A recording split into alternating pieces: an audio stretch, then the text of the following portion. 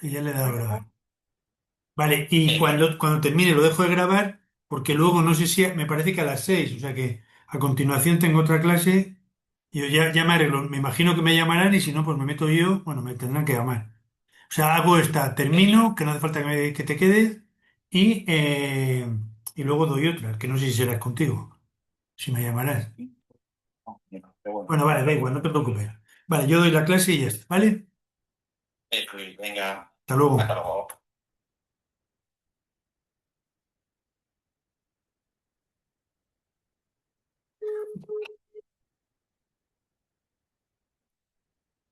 Bueno, muy buenas tardes.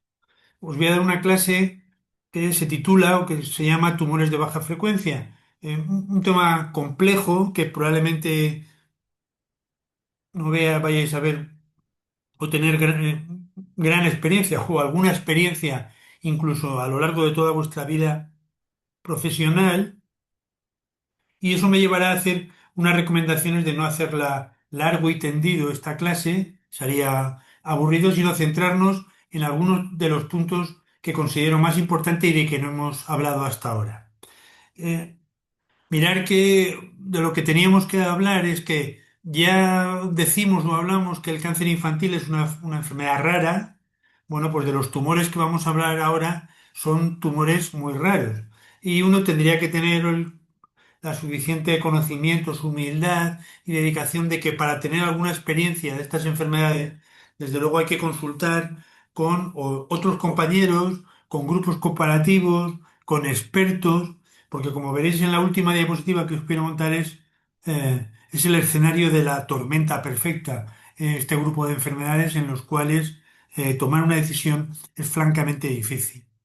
De todas ellas, vamos a hablar de algunas enfermedades de estas de tumores raros, en lo que significa, y deberíamos hablar de alguna de ellas. Básicamente vamos a hablar del blastoma pleuropulmonar y quizás digamos, algún comentario del carcinoma nasofaríngeo, si es que es así, porque, bueno, esto también son tumoraciones altamente infrecuentes, que lo único que hay que hacer es cuando un patólogo, o sea, en el diagnóstico diferencial, tú te lo puedas plantear en el contexto de que pudiera ser una patología epitelial y no un linfoma, que es la mayor frecuencia.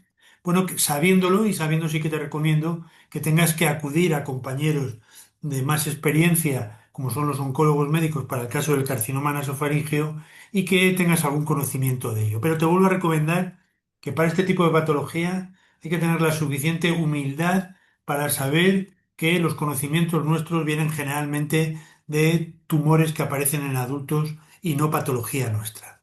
De todos los que son enfermedades raras, probablemente el único o el que más, y es altamente infrecuente, que es una clase que os di el otro día, es el melanoma. Bueno, pues si el melanoma es el más frecuente de todos los tumores muy raros, estaremos hablando desde luego que la experiencia que podemos tener en cualquiera de estas tumoraciones es muy escasa.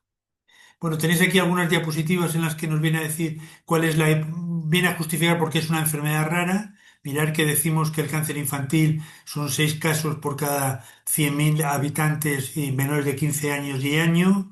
Diferentes centros a los que se reporta la Organización Mundial de la Salud y ver ahí como el 85, el 98,5 de los tumores ocurren en pacientes por debajo de los 20, son pacientes mayores de 20 años, solamente el 1,1, el 1,5 de los pacientes son pacientes entre 0 y 19 años. Es decir, que en estos ya es raro, es una patología rara, el cáncer infantil, de las que en teoría tendríamos que hablar, que básicamente son los tumores epiteliales, son todavía mucho más infrecuentes. Entonces no os voy a aburrir, no os voy a aburrir mucho, nos vamos a hacer una referencia concreta, que sea estudios de máster, para conocer que sí que hay que conocer que hay algunos tumores altamente infrecuentes, pero que si tenéis que tener un conocimiento cuando lo tengáis que tener, los tenéis que refrescar y conocer con especialistas de adultos.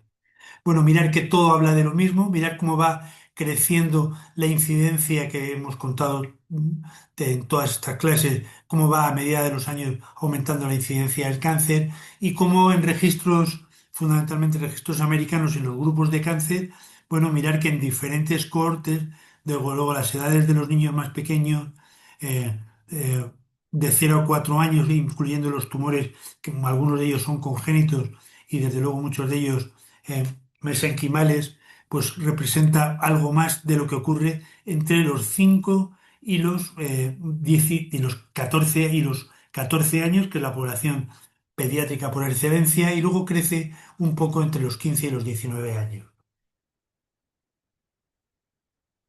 Esta diapositiva también me parece súper importante, porque hace diferencia para que podáis entender de por qué hay unos tumores que decimos que son muy raros.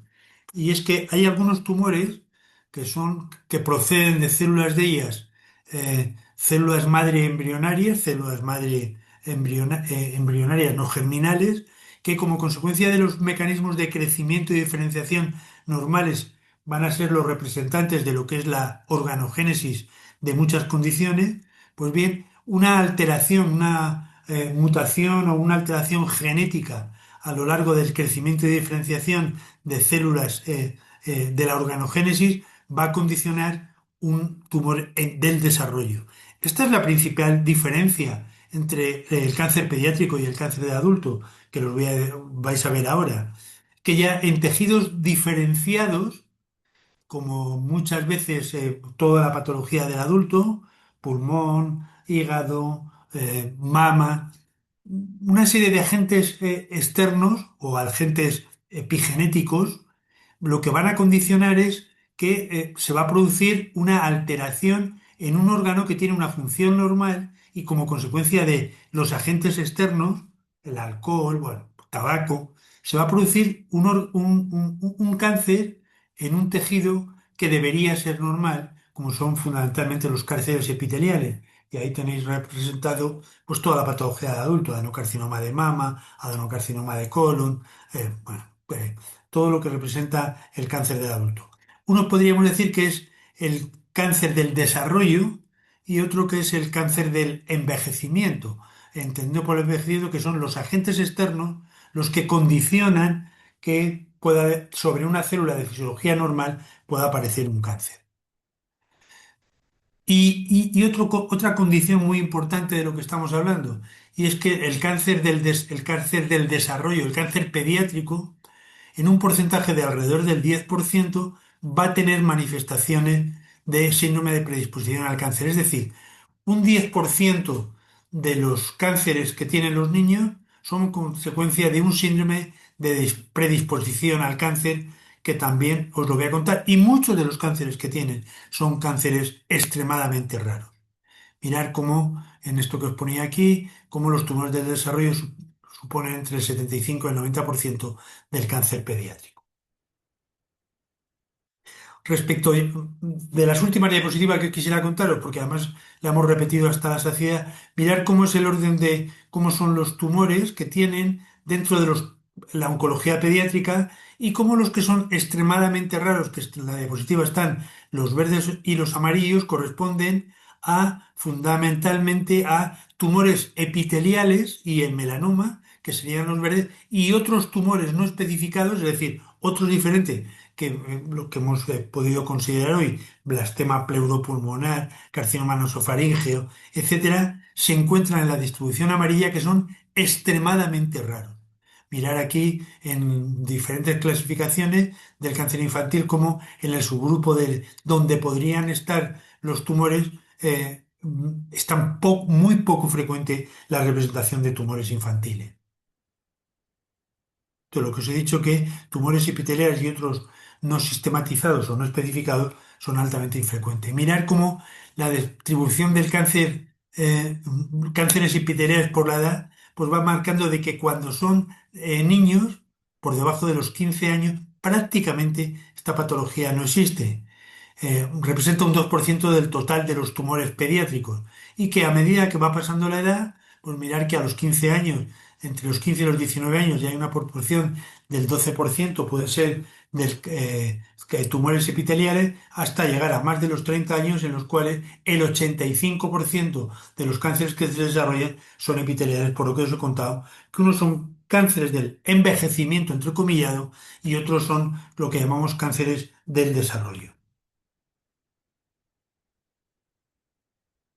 Bueno, estas diapositivas, lo voy a pasar, vienen a contaros que para que unos digamos que es un cáncer raro o muy raro en oncología pediátrica, decimos que tiene que tener una incidencia anual de menos de 2 por millón. Y 2 por millón, pues es extremadamente raro, porque ya está por debajo de lo que hemos dicho de el 6 por millón de los niños que tienen cáncer pediátrico y con tanto prácticamente sería una enfermedad huérfana y de ahí le viene probablemente muchas de las problemas que tienen el desarrollo de estas enfermedades en cuanto al estudio, a la investigación y la consecución de drogas huérfanas.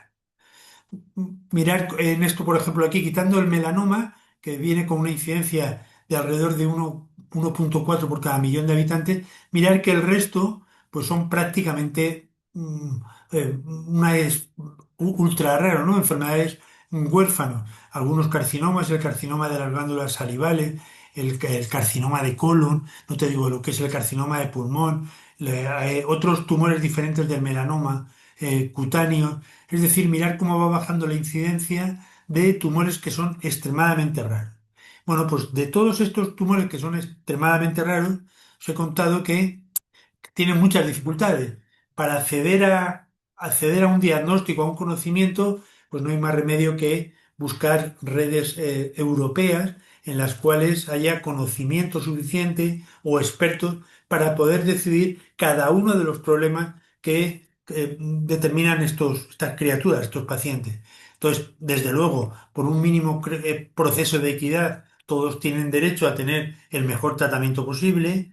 Algunas de estas enfermedades necesitan, sin lugar a dudas, colaboración entre pediatras y oncólogos médicos para buscar cuál es la mejor estrategia terapéutica basada en muchas de las estrategias de adultos. Es imprescindible tener registros porque son enfermedades raras, que no se nos olvide. Hay que crear o diseñar guías, protocolos, recomendaciones para que los oncólogos pediatras o los oncólogos médicos puedan utilizar ante la más mínima duda o para sembrar el tratamiento que debe recibir nuestros pacientes. Se necesitan expertos y de hecho, tanto en Europa como en España, en este caso el doctor Almaraz, López Almaraz, podría resolveros muchas dudas y desde luego en los últimos años estudios clínicos, biología molecular, estudios genéticos han conseguido por lo menos que vayamos encuadrando algunos de estos pacientes de una manera más adecuada.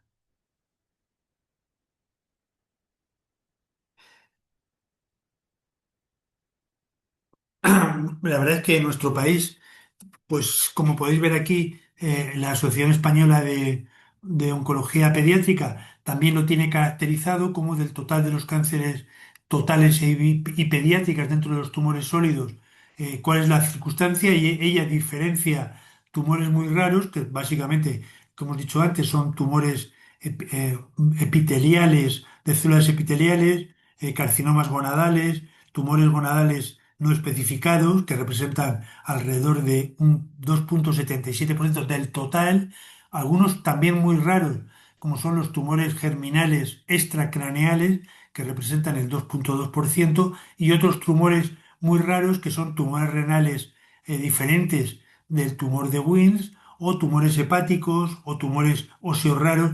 Es decir, a partir de aquí ya también en nuestro país hemos ido consiguiendo, gracias al Registro Nacional de Tumores, el RETI, bueno, cómo están ubicados tumores de muy baja frecuencia. Esto nos dice la frecuencia o nos ubica dónde estamos localizados. Como os he dicho antes, muchos de estos enfermos tienen dilemas diagnósticos y terapéuticos que solamente expertos o bien protocolos internacionales te pueden ayudar.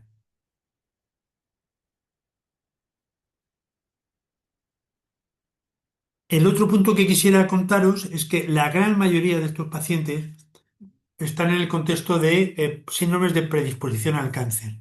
Y mirar cómo hay tumores, y abajo lo tenéis en letra cursiva, o marrón, cuál es el síndrome, el síndrome que lo caracteriza. Entonces, cuando tú tienes un paciente con un pinealoblastoma, es que puedes tener un síndrome de predisposición al cáncer que asocia otros tumores y otras características, como es lo que se llama el síndrome de DICE 1.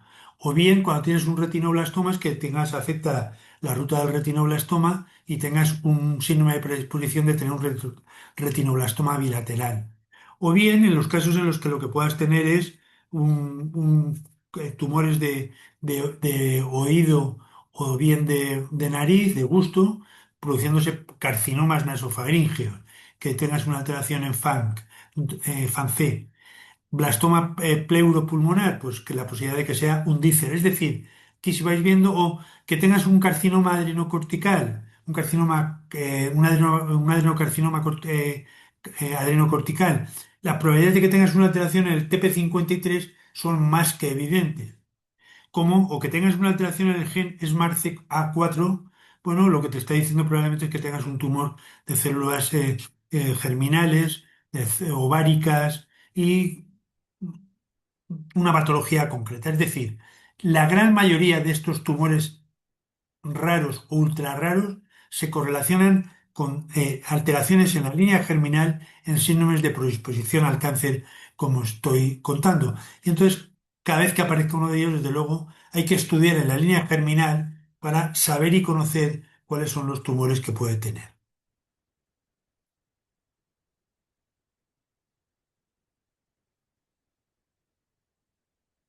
Vale, os quisiera contar prácticamente, voy a contaros este tumor, que es el más específico y más pediátrico, que no ocurre en otras épocas de la vida, como es el blastema pleuropulmonar, que muchos autores lo engloban dentro de los sarcomas de partes blandas.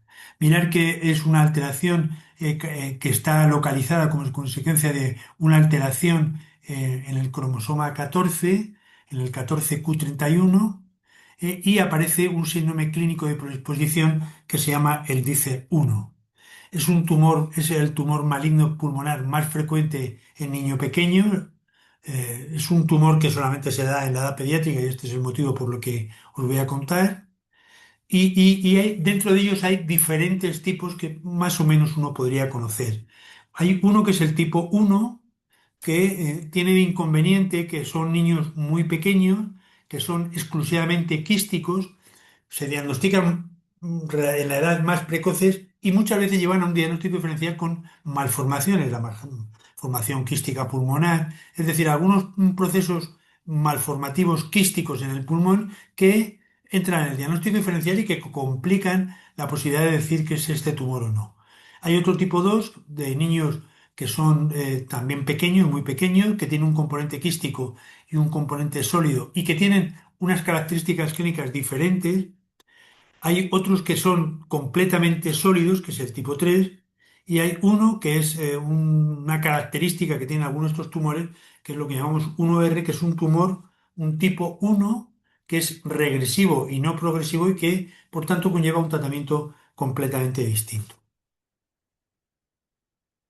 Bueno, mirar cómo ahí lo que tenéis, dependiendo del porcentaje y la edad en la que tiene. Hay pacientes en la edad estadios uno que pueden ser perfectamente regresivos, como ves ahí, y en la otra situación lo que es pacientes con estadios mucho más avanzados, estadios 2 3 que no ocurren en las primeras épocas de la vida, sino que se concentran básicamente en cohortes entre los 2 y los 3 años de edad. Bueno, esto es como para que vieres lo que es el decir uno, cuál es la alteración de los genes que están implicados.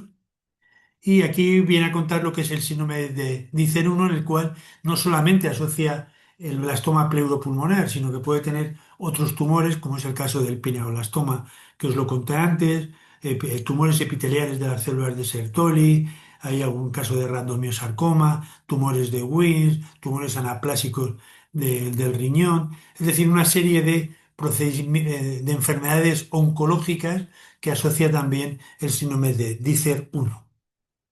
Y aquí ahí veis las características que tienen en los mismos, según que sean pacientes entre 6 y 40 años, cómo van siendo las características cuando son niños pequeños y cuando son niños más mayores. ¿Cómo es la radiología? Pues del blastoma pleuropulmonar, lo tenéis puesto aquí.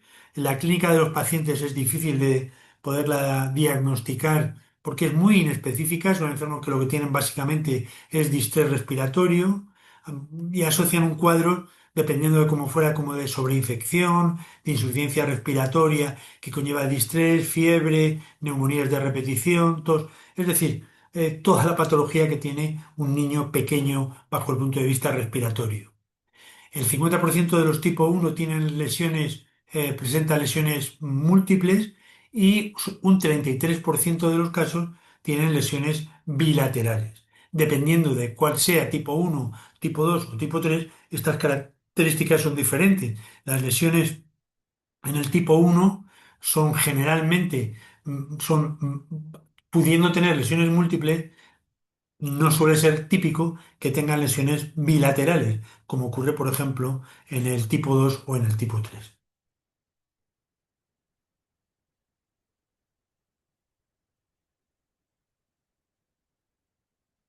Esta diapositiva es la crucial, ¿no? Para poder diferenciar y hacer el diagnóstico diferencial y cómo es el abordaje que hacemos en un blastema pleuropulmonar.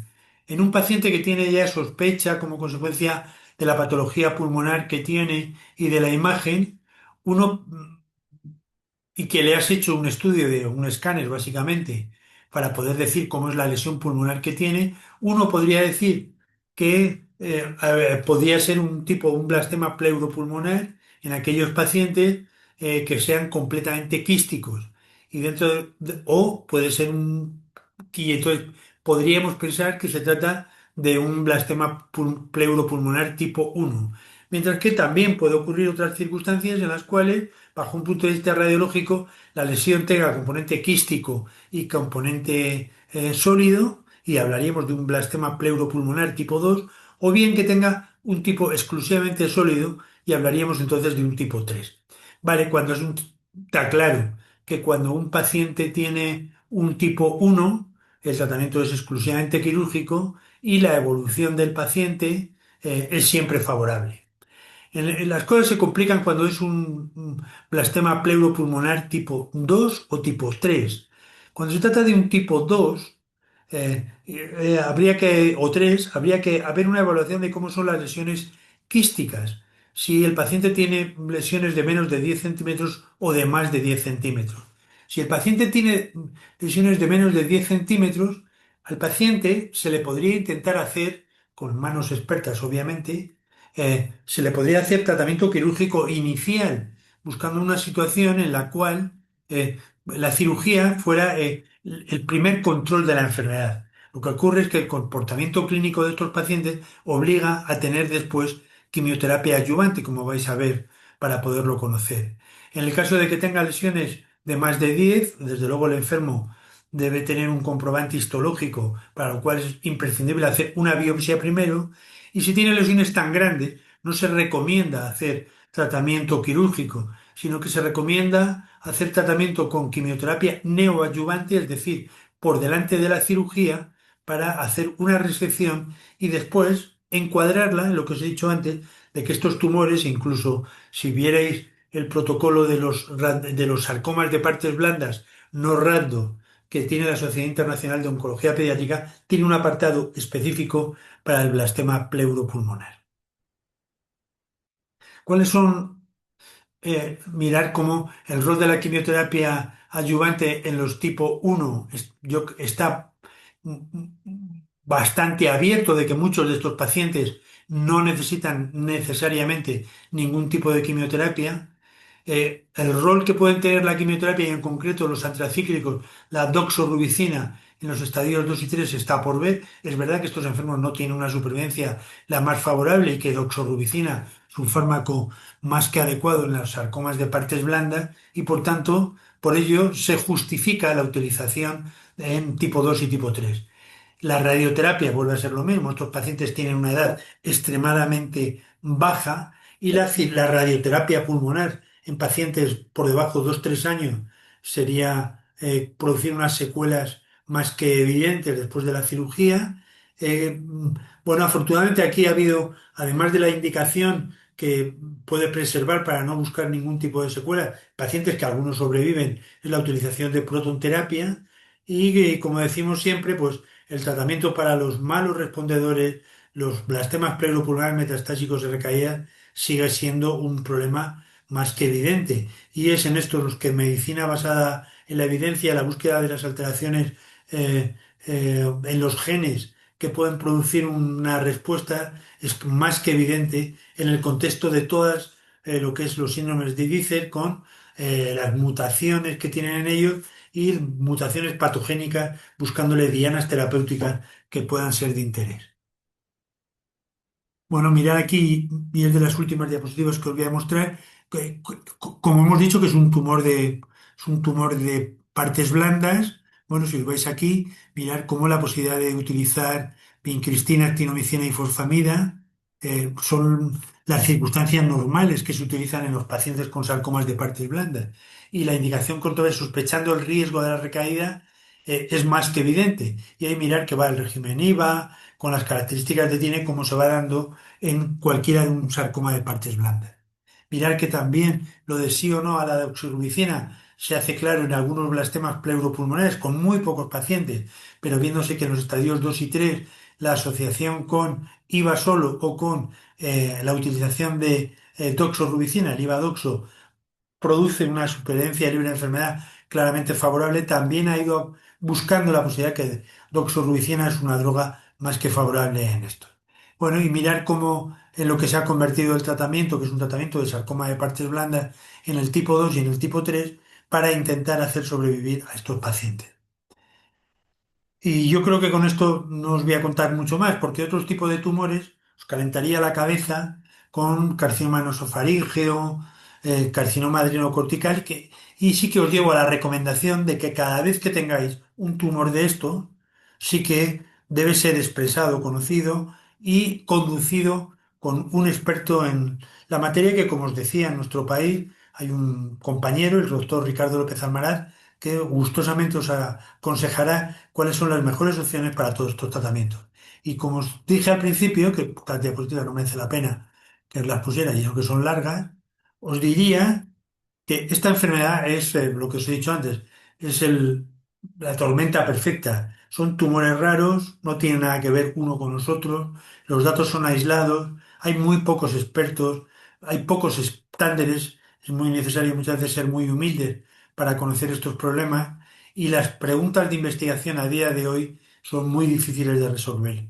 Por eso yo en este tipo de patologías, sobre todo en estos tres, o en algunos de ellos, en el blastema pleuropulmonar, carcinoma nasofaríngeo, carcinoma adrenocortical, os recomendaría que consultarais siempre con expertos que os puedan conducir cuál es la mejor situación.